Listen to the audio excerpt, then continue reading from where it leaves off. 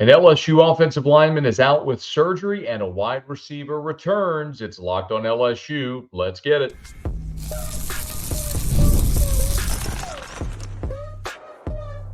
You are Locked on LSU, your daily podcast on the LSU Tigers. Part of the Locked On Podcast Network, your team every day. Okay, let's get it. It is Locked on LSU, your team every day. I'm your host, Matt Moscona. Thanks for making us your first listen every day. We're free, available wherever you get podcasts, of course, on YouTube as well. So please subscribe. Today's show is brought to you by FanDuel. Place your first $5 bet, and you'll get started with $200 in bonus bets guaranteed. Visit FanDuel.com to get started. We'll get to a final score prediction for LSU and Arkansas before this episode's through. Trades Green flipped over to wide receiver this week. Brian Kelly updated how that progress is going. But we'll start with another injury, and an unfortunate one, for LSU. So Tyrie Adams is a really versatile piece for this LSU offensive lineman. And on Wednesday, Adams on his Instagram story posted a picture of himself in what appeared to be recovery from a hospital after surgery. And he included a caption that stated he had had surgery and that the surgery was successful, and he appreciated everybody for checking on it. Well, naturally, people saw that, they screen grabbed it, they shared it across social media. And on Thursday, Brian Kelly met with reporters, and he was asked specifically about Tyrie Adams. Here was the update. I don't want to get into the specifics because I don't know the exact medical terms, but he had what would be considered like a sports hernia. And there are, and again, our doctors and trainers could give you more if you're looking for it, but he had to have surgery for that. So he clearly is out. And it was something that happened in pregame. And crazy. I've never seen it happen in over 30 years. Guy who, took all the reps with the second group and physically in good shape, lifting weights, and had this happen in, pregame warm-ups. It's too bad. So he had to have surgery and he'll be out. Brian Kelly didn't seem overly concerned there, obviously, for the player, saying it's too bad and to have this happen. But I do think this is somewhat significant. I will add to that. While Brian Kelly said that this is a sports hernia surgery of some sort, and we'll see if we get more information on it. One of the things that the LSU Sports Radio Network reported was that Adams went in for X-rays on his knee there at halftime. So to whatever degree those might have been intertwined, interwoven, I don't know. I can't provide anything more than what we have, what Brian Kelly said and what would have been reported there by the LSU Sports Radio Network. So in any event, LSU is going to be without Tyrie Adams. Brian Kelly did not give a definite timeline there. Don't know if this is season ending or something that Adams might be able to come back from during the year. But make no mistake, Tyrie Adams is a significant piece of LSU's offensive line. I'll remind you that Adams has effectively been LSU's sixth offensive lineman. The starters are locked in. Will Campbell at left tackle, Garrett Dellinger at left guard.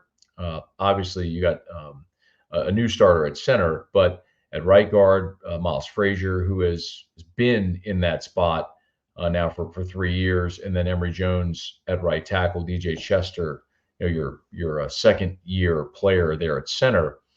But whenever we got to watch this team rep throughout fall camp, Tyrie Adams was the guy that was the backup for every spot except center. Cohen Eccles, the true freshman, is your backup center. When they went and repped the second offensive line, Tyrie Adams was your left tackle. He was your number 2 left tackle behind Will Campbell.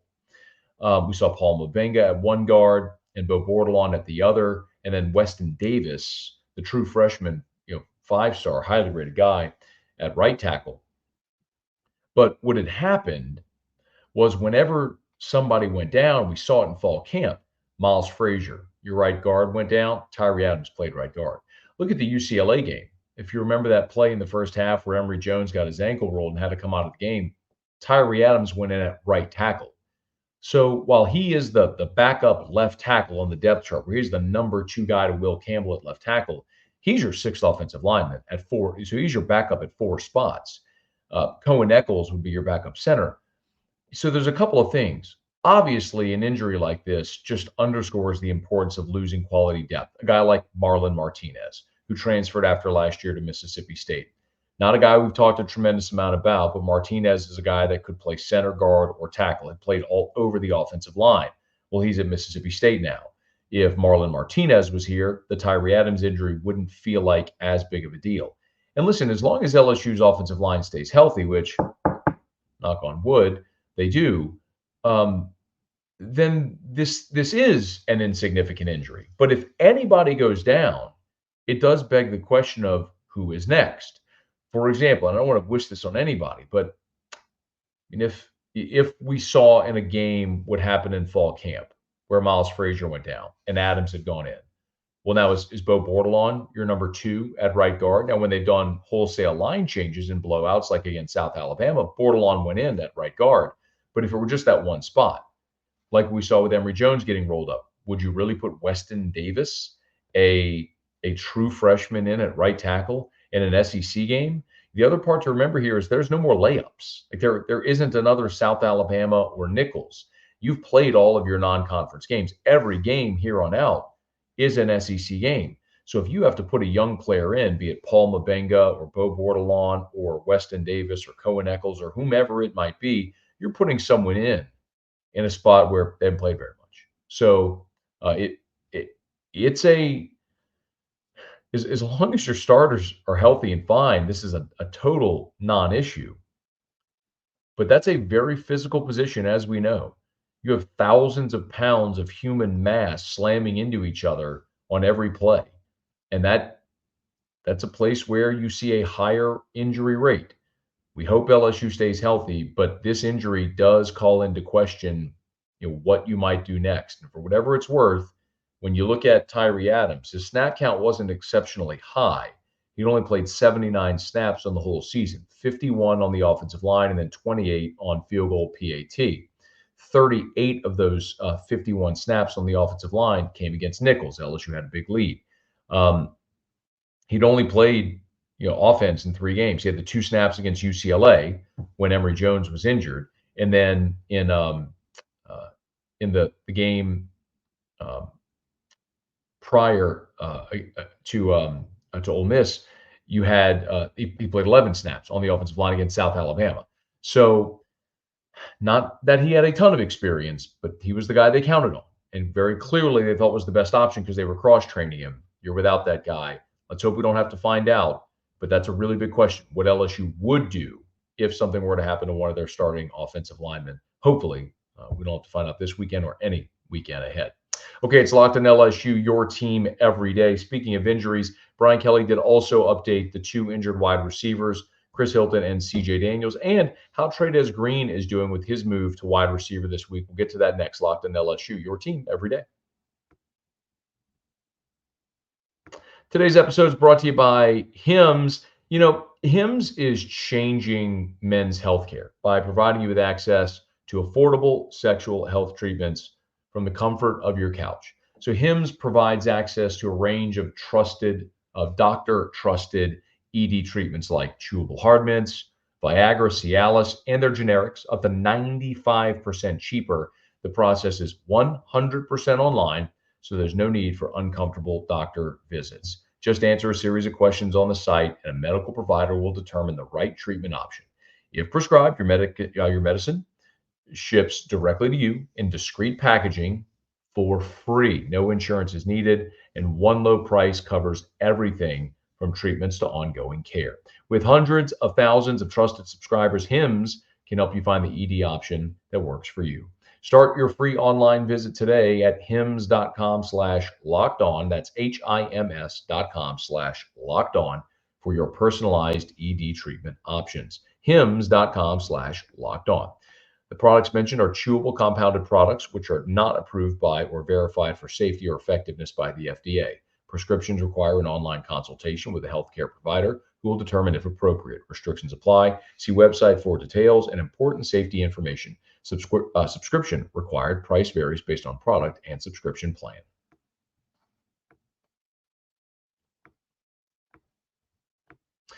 Wide receiver has been a position of great interest throughout the season, largely because of losing two massive players to the NFL with Malik Neighbors and Brian Thomas. And because you've got a lot of guys that have a ton of expectation, but it's also a room that's been hit by injury. We know Chris Hilton has been out since that last Saturday of fall camp. His replacement, Kyle Parker, elbow injury, done for the season.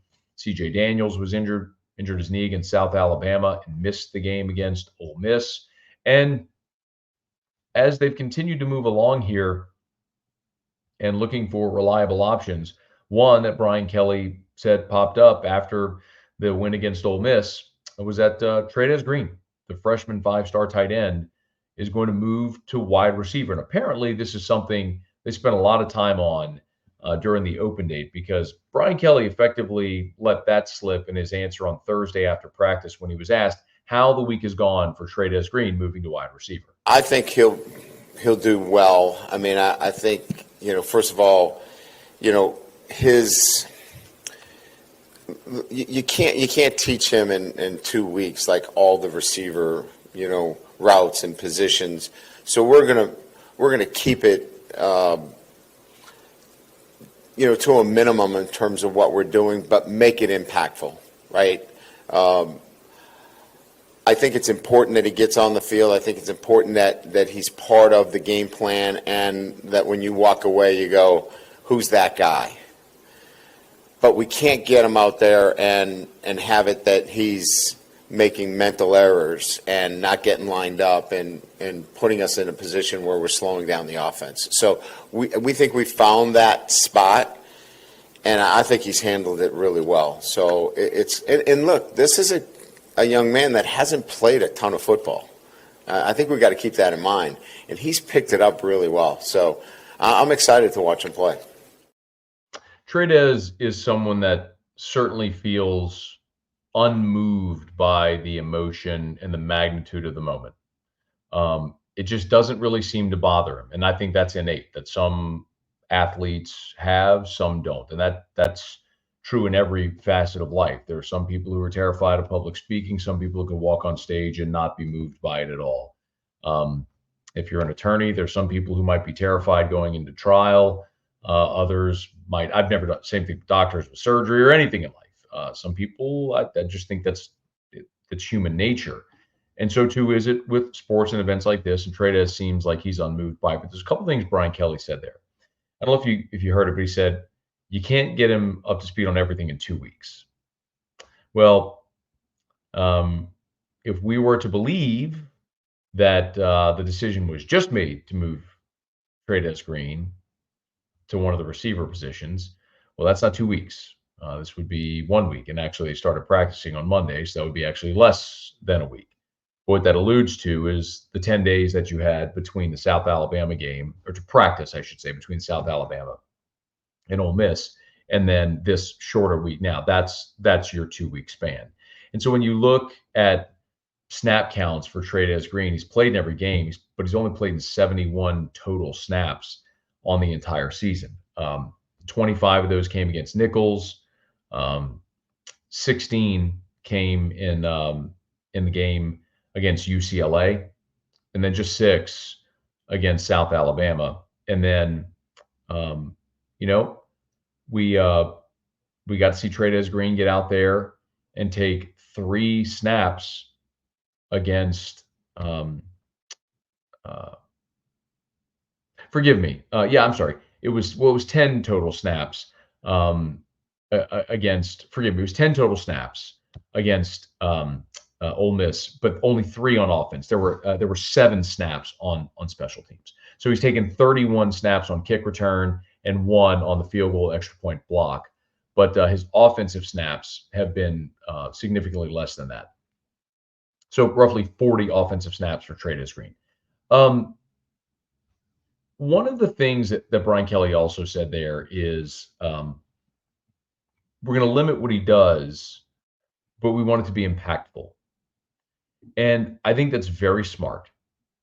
because I don't necessarily think that Trey'Dez Green needs to be on the field for 50 snaps. I don't think he needs a dozen targets.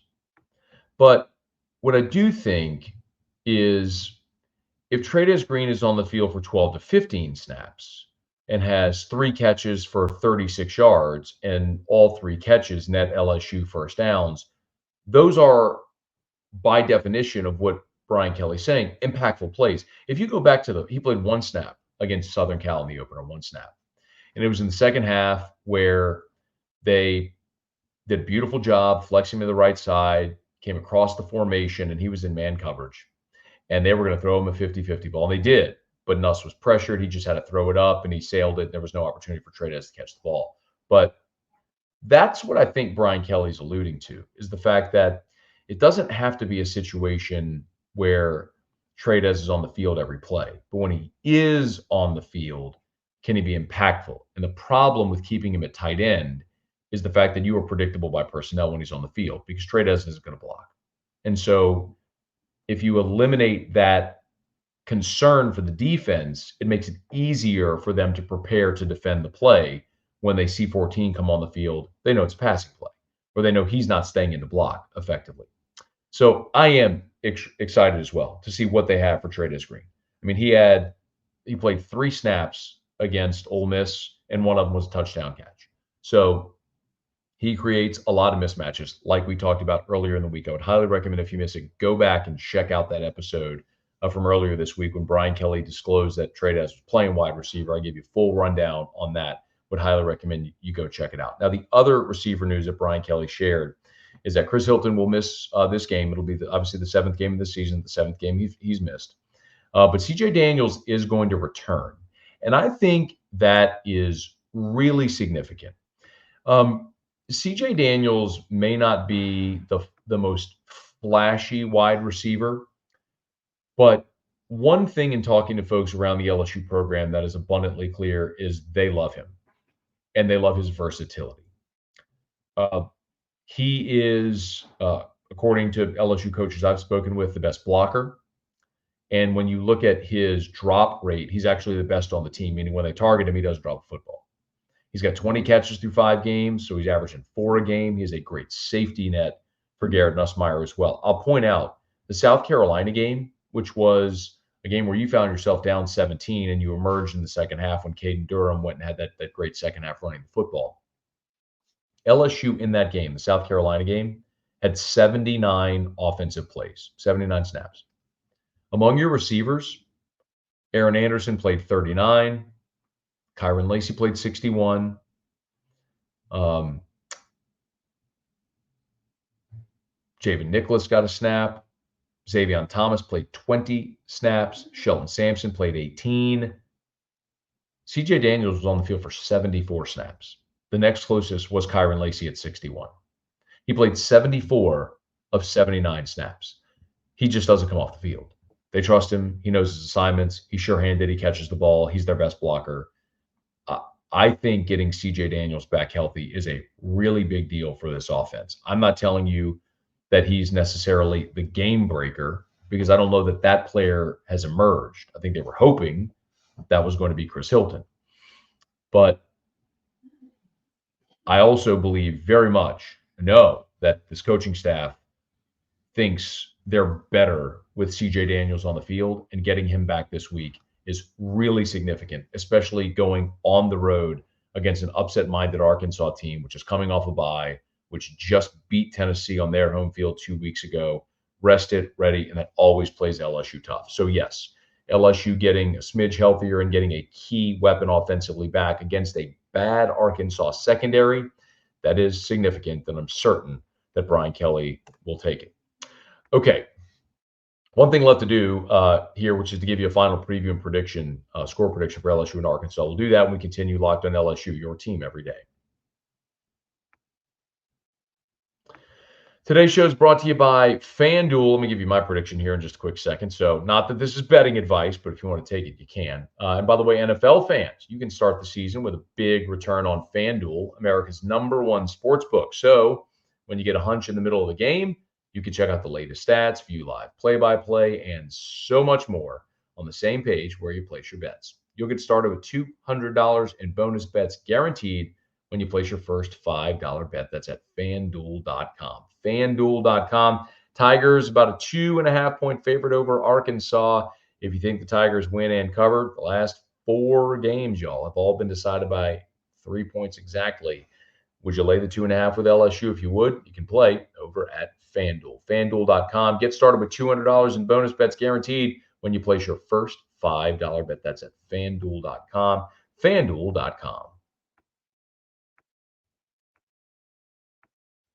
Wrapping up today's episode of Locked On LSU. If you've been with us here during the week, I've told you pretty consistently that this game kind of spooks me out a little. Excuse me, need a sip of water. It spooks me because even when Arkansas is bad, they play LSU well. You know, Brett Bielema's Arkansas teams were on a 3-year SEC losing streak.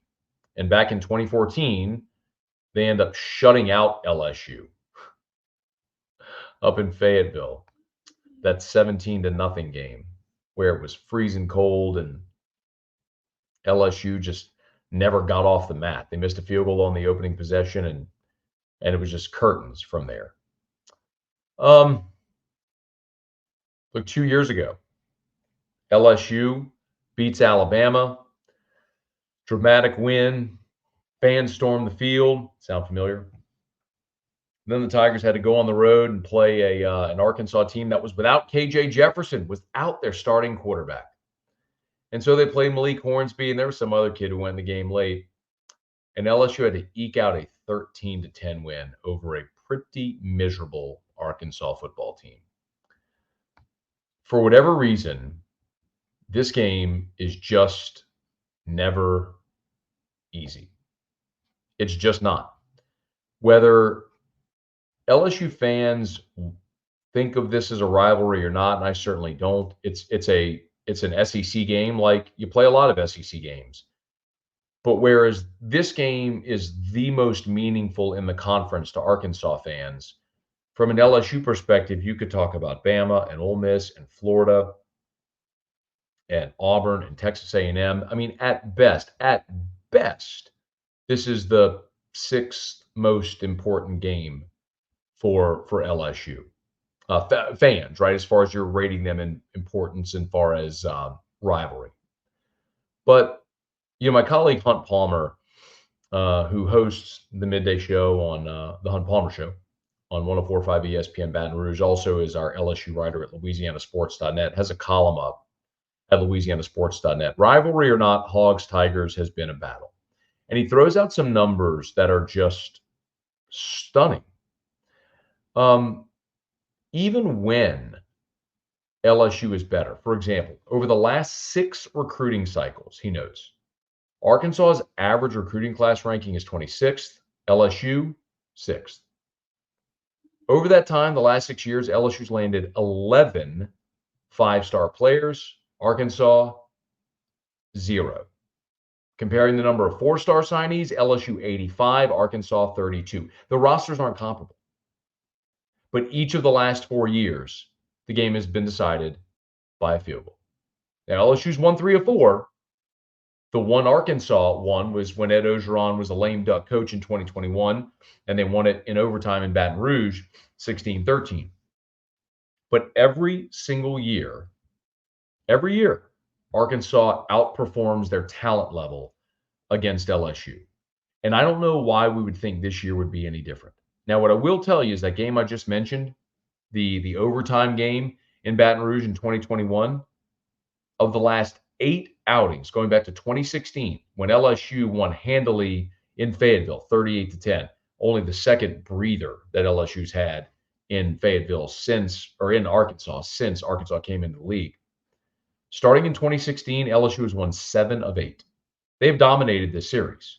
All time, LSU owns a 42-23-2 record. And since they've started the silly battle for the boot, LSU's 17-9. So LSU has dominated this series. And in particular, since Arkansas came into the league, LSU has still dominated this series. From 94 to 97, LSU won 4 straight. From 03 to 06, LSU won 4 straight. From 2016 to 2020, LSU won 5 straight. Now they won 2 straight. So the Arkansas wins have been sporadic, but the LSU wins have never been easy. And while I can look at this Arkansas team, and I know they have an injured Taylor Green, I know their pass defense isn't very good. I know defensively they count on creating pressure, and nobody has been able so far to pressure Garrett Nussmeier. And if LSU's offensive line keeps Garrett Nussmeier upright, he is going to pick apart that Arkansas secondary or have the opportunity to. And defensively, while LSU, I think, is still an improving unit, Arkansas doesn't have great receivers, but Taylor Green has been Jekyll and Hyde. There have been times like the game he played against Oklahoma State where he looked awesome, and then a game against UAB where he struggled mightily and looked like he didn't deserve to be a Division I quarterback. But it's LSU and Arkansas. And it is going to be a peak stadium venue crowd for Arkansas. It's going to be a night game. They've had 2 weeks to get ready for this. It's their biggest rival. They tore down the goalpost 2 weeks ago and they beat Tennessee. Now a top 10 LSU is coming in. You better believe they are going to be full throat, amped up. This is a complete reversal of the situation a week ago, where Ole Miss was coming into Baton Rouge, where LSU was coming off the bye and desperate for that win. And Ole Miss was the better roster. You could push back on that if you want, but because you take offense at it. But the bottom line is, Ole Miss, look at any draft projection, anything. Ole Miss is a better roster than LSU this year. And they had opportunities to put LSU away and couldn't do it. Dropped an 81-yard touchdown pass, missed a 32-yard field goal, had a first down at the LSU 13, got no points. They had opportunities to put LSU away. Didn't do it, let LSU hang around. Credit the Tigers, they made plays late to win it. But that's what can happen sometimes when you let an underdog hang around. And that's what LSU needs to make sure they don't do Saturday in Fayetteville. But I don't know that they're capable because they never do. As I mentioned, 2016, LSU won 38-10 up in Fayetteville. And then you'd have to go for games in Fayetteville. Now, like 2019, LSU won 56-20. They blew out everybody. You have to go back to 94 when LSU played in Little Rock and won 30-12. Those are the only 2 times that LSU in Arkansas has just waxed the Hogs. It's never easy, and I don't think this one's going to be easy either. I think LSU's going to win it, but this is one, I'll say it again. Close your eyes, hold your nose, and just pray that LSU finds a way to get on that plane back to Baton Rouge with a win, so it's on to the next. Because as much ground as you gained by beating Ole Miss last week, you undo all the good you did if you can't get past Arkansas. Give me LSU 23-20. I'll think about why would 4 in a row been decided by 3 points. Why would I go any different? LSU 23-20 to beat Arkansas, get past it, and get ready for Texas A&M. Okay, that'll do it for us here on today's episode of Locked on LSU, your team every day. Thanks for making us your first listen. If you're listening on podcast, please subscribe on your favorite podcast app, rate us, leave a review. If you're watching on YouTube, please smash that like button, subscribe to the channel, hit the bell so you're notified whenever we post a new video, and let a friend know that if they love the Tigers, we got you here every single day for Locked on LSU, your team every day.